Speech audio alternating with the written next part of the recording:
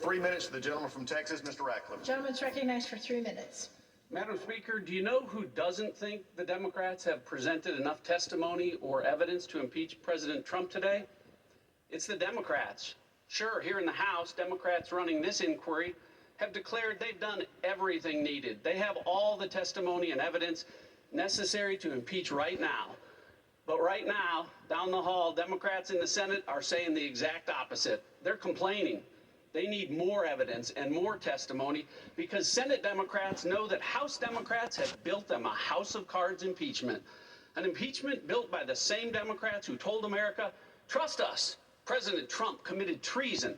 He's a Russian agent, and we've got evidence, which of course proved to be totally false. And to quote the favorite catchphrase of one member of this House, they got caught.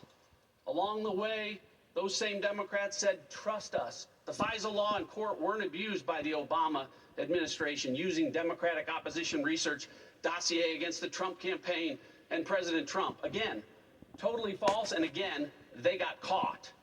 And when Democrats started this latest impeachment inquiry, they said, trust us. We have not yet spoken to the whistleblower. Again, totally false, and they got caught. Sadly, my Democratic colleagues have placed their own credibility in the hands of members of this body that have no credibility left, members that nobody trusts because they keep getting caught betraying America.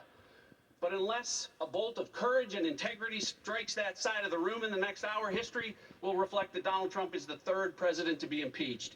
History may also shortly reflect that he'll be the first president to be reelected after being wrongfully impeached. And if that happens, Democrats won't be able to hide behind a pretend veneer of caring about the Constitution.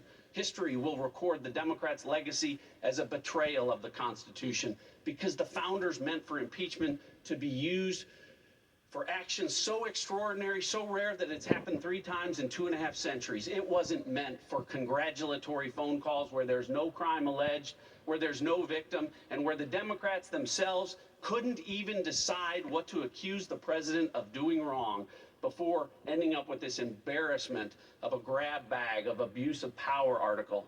An obstruction of Congress, to even allege it, is an admission of constitutional illiteracy. The founders had a term for what the Democrats call obstruction of Congress. The founders called it the separation of powers. And the funny thing about obstruction, every time Democrats get caught trying to frame this president for some crime he didn't commit, they follow up by accusing him of obstructing their efforts to frame him for the things he never did in the first place. The founders warned and feared today might come when impeachment was used politically by the party that had the most votes.